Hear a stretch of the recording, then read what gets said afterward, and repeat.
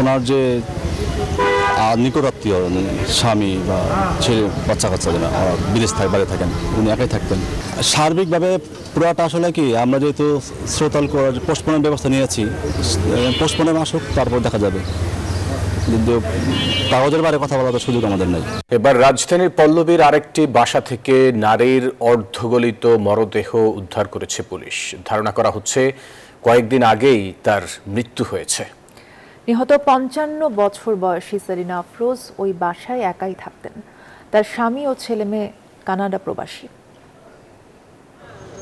পল্লবীর এই তিনতলা ভবনের তৃতীয় তলার ফ্ল্যাটে একাই থাকতেন সেলিনা আফরোজ।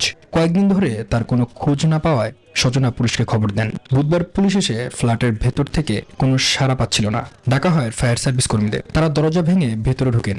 ঘরের মেঝে মধ্যবয়সী নারীর মরদেহ পড়ে থাকতে দেখেন। তবে কতদিন আগে তার মৃত্যু হয়েছে সে সম্পর্কে নিশ্চিত নয় পুলিশ।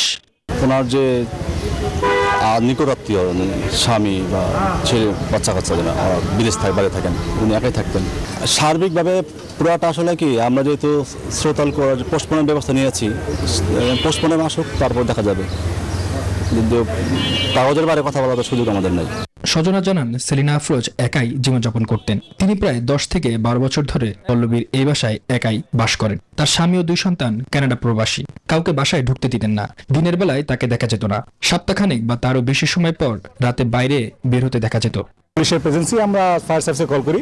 ফায়ার সার্ভিসে দরজা ভাঙে, দুটো দরজা ভাঙার পরে দেন আমরা দেখি যে অবস্থা, ডেড বডি পড়েছিল। কয়েকদিন যাবৎ তাকে বাইরে বের হতে দেখা যায়নি। সম্প্রতি একই এলাকায় নূরজাহান বেগমের মরদেহ উদ্ধারের পর সেলিনা আফরোজের বিষয়েও তৈরি হয় উদ্বেগ। ডাকাডাকির পরও দরজা না খোলা ও কিছুটা দুর্গন্ধ পাওয়ায় স্বজনরা পুলিশকে খবর দেন।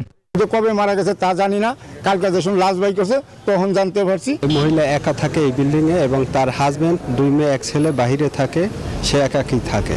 রাজধানীতে একাকী বসবাসকারী একাধিক নারীর মরদেহ উদ্ধারের পর নগর জীবনের নিঃসঙ্গতা, পারিবারিক দূরত্ব এবং প্রবীণদের নিরাপত্তার বিষয়টিও আবার সবাইকে ভাবিয়ে তুলেছে। মামুন ইসলাম, নিউজ 24, ঢাকা।